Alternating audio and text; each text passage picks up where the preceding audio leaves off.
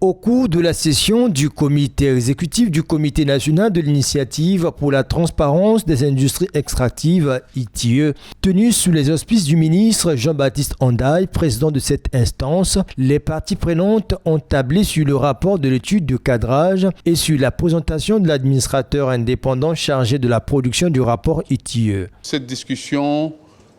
a permis donc d'entendre à la fois la présentation de l'administrateur indépendant, d'entendre les préoccupations des membres du comité exécutif et de faire en sorte que les questions de fond et de forme soient ressorties à travers cette discussion et amènent bien sûr aujourd'hui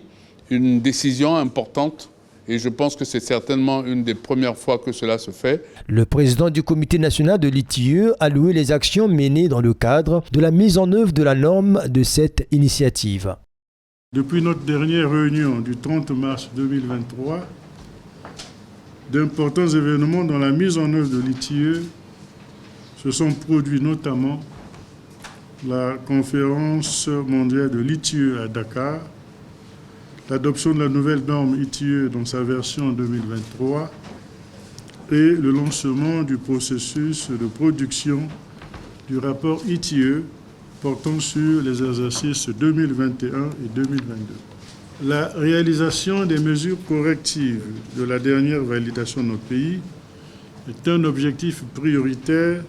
du gouvernement de la République.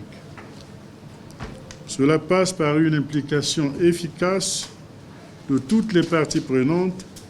dans la participation aux différents événements organisés par notre institution et la mise en œuvre des capacités idoines pour un aboutissement réussi au mois d'avril 2025. Le comité national de l'ITIE a exprimé la nécessité de convoquer dans les jours à venir une nouvelle session en vue de traiter le point relatif à la mise en œuvre du plan de travail 2023-2025 resté en suspension.